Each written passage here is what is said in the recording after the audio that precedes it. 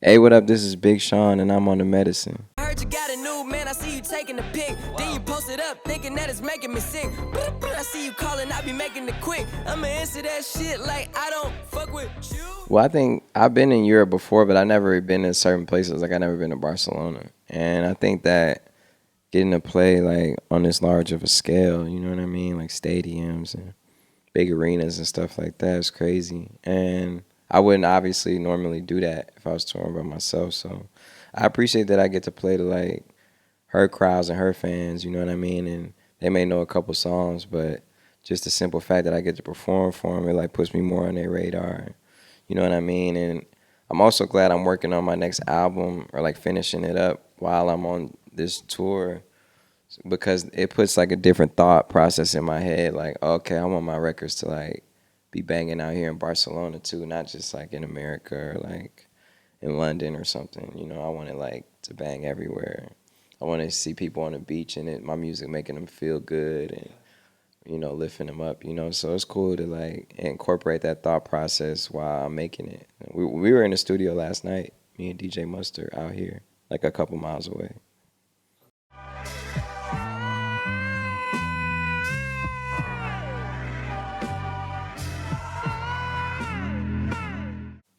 There's been a lot of great ones, a lot of great shows. Uh, Amsterdam was cool. London, Wembley was cool. I performed at Wireless Festival in London too, and that was like super tight. Like the show was crazy. So it's a lot more to do though. You know, we still got like a month left of this tour, so we still got to go to like. I want to see how Barcelona is tonight. You know, and places like Paris and stuff like that. So. And she taught me how to drive, and she raised the kids, then the kids' kids, and she did it right. Taught me how to love, taught me not to cry. When I die, I hope you teach me how to fly. All my life you've been that angel. It's tight. It's the best work I've ever done. It's like still in the making. Like I said, it's been so tight with being able to work on it on the road. I never thought that I could make music on the road, but it's been going well, and it's gonna be my best project ever. You know, I feel I'm better than I ever been, and I know my potential, know what I can do. So I'm gonna just do my best to execute it.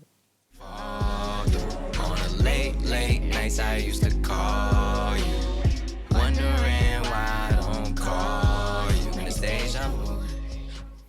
I mean, all I do is record music and like have a good time and perform. You know what I mean? And it's cool. It's like, I mean, I do other things. I like watch movies and shit, like read and stuff like that. But that's what I want to do. You know what I mean? Like even if I would have went to college or something, man, I still would have been doing it on the side or something. You know, so. Difference between real love and fake love. The same difference between real titties and fake ones. You can feel the difference. And even though it changes over time and stays consistent, I ain't gonna lie though, it take persistence. But you the one I wanna be with when the ball drop. That's why I send for you like the call drop. Yeah, well, I mean, me and her definitely have musical chemistry for sure. So it was an easy yes for us to make 2088, to make it a group. And the first project we did was our EP, our 8-song EP, and we're working on an album too, though. So it's gonna be more 2088 music.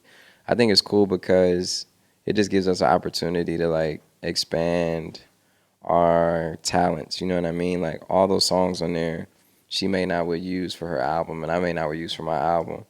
But to be able to just have that umbrella of 2088 where we come together and we can explore all the different situations between a guy and a girl. You know, at least for this first EP, that was like really, really fun. And I got to like practice my songwriting more. Like and write, she let me write from her perspective sometimes. And sometimes she would help me with my stuff, you know, on the rap side. So it was just cool to collab with somebody who you feel that comfortable with to do that. You know, I don't really like sharing my ideas with people like that much. So, but she's definitely like super special, and I look forward to doing more with her, more 2088. I know you've been going through some things. I know you don't even love the same. Do ya? I mean, I feel like Dark Sky Paradise, my last album, it was definitely my most successful album. I feel like it was the blueprint for my next few albums, but I'll never make the same album twice. There's gonna be different. It's always gonna be bigger and better. And I definitely for this next one, I do have some like darker moods, but I got some like lighter ones too. It's definitely it's not it's not like Dark Sky Paradise, but Dark Sky you'll hear that Dark Sky Paradise like laid the groundwork probably for my next couple albums. And I'm excited about it. I'm excited about new 2088 music too. It's sounding tight. But we've been, like I said, the upside to working on the album, on my next solo album while I've been on the road is like really seeing all these different places. I think that was like a blessing in disguise that I didn't finish my album and then come on the road and then be like, oh, damn, I should have made something for like, that would have had Barcelona on their feet. You know what I mean? So it's cool, man. Yeah. Hold up. Tell me what you say. Pull up. Swerve. Watch these motherfuckers freak. Watch them say what up, though, when you see me in the street. Good music in this bitch, now drop that motherfucking beat. Okay, now this to all of my enemies. No, I mean, it just is what it is, I don't really pay attention to like, the bullshit or nothing. I kind of just stay focused on what I got to do, working hard and doing whatever makes me happy, you know what I mean? Like, you pay attention too much to social media, that shit'll throw you off, you know what I mean? Throw you off your game, it'll like distract you, that's not the move right there. You got to stay focused, you got to stay bossed up, on top of your job at all times, There's no other way. It's the only way you're going to like be on top, So I'ma throw money in the air like I'm trying to pay the sky. Oh, yeah. Told myself that, man, if I can't live like this, I'd rather die. I give it up to God, and he always reply, control your hoes. You let it talk to you crazy. Yeah, for sure. Yeah, we do a lot of things. My foundation, my mom runs it with me. She's kind of like the brains behind the operation as far as the Sean Anderson Foundation. But yeah, we do like so many programs. We do mogul prep programs where we'll like have a lot of kids from different schools come and sit and listen to like, I'll bring like my publicist, my music publisher, my booking agent, my different positions, my lawyer, different positions that work with me, just to show kids like the different sides of the music industry. You don't always have to be the singer or the rapper or performer. It's like, when they see all the different jobs that nobody may have, introduced to them, they like get inspired. Like, oh damn, I can be a creative director. Like they don't know what that is. You know what I mean? Until somebody tells them. They don't know what a music publisher is. They don't know what a publicist is. Maybe they don't know. You know what I mean? But one of the things that my foundation did is like introduce those like titles to them and have a mogul prep. One time, like the last concert I did in Detroit, we like donated all the proceeds to the foundation that like funded a lot of our programs. That's like when I brought out Eminem, and it was like a crazy concert in the city. And we just help a lot of kids out, man, like from backpack giveaways to school supplies to just however we can in the city, just from more than anything, just to be that example, to be that boss, and be positive. That's what my grandma would have wanted. That's what my mom wants. That's what I want. I live the life I deserve. Bless. Fuck a vacay, I feel better at work. I mean, whatever it's worth. I give whatever I'm worth. For my niggas who gon' go to hell and back. It's great. It's your fate. You're working with your favorite artist. You be getting signed to your favorite artist ever. It's an incredible feeling.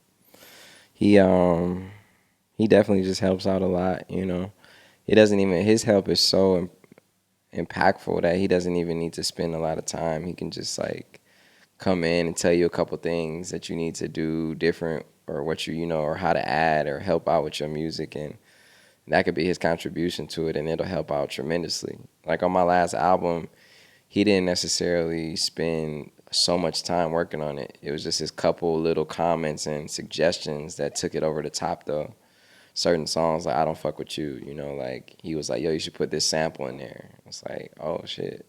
And or blessings, like, him adding his verse, or just really giving his perspective and insight on the music is like one of the most priceless things that he can do, because he's in tune. He knows, that's a true like producer right there. A lot of people get confused, like producing is like beat making and shit or whatever. Like producing is really like producing a song, all aspects, lyrics, suggestions, the beat, the music, but also just like everything that goes into the song being produced. Since the truth keep niggas traumatized, they try and compromise my condom size. So I Snapchat that whole shit. Trying to see titties, trying to show dick. That's lit right there.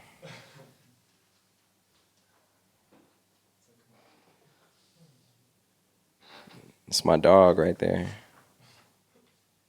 Me and Gucci got some new music dropping like next week with DJ Khaled. I like Dragon Ball Z more, but I fuck with Pokemon. Yeah, I am. I haven't been able to play it over here because it's been like fucked up on my phone. Like I haven't been able to get it working properly. I played it like the first couple days I got it, and then something's been going on with my data. So I made the call like to my people, like, yo, get my phone fixed. It's still not working, but the real reason is so I could play Pokemon Go. Yeah, I'm trying to get like the rare ass Pokemons, the rare ones that's not in America. You know what I mean? In Spain. Yeah. They're my dogs right there. They're my dogs.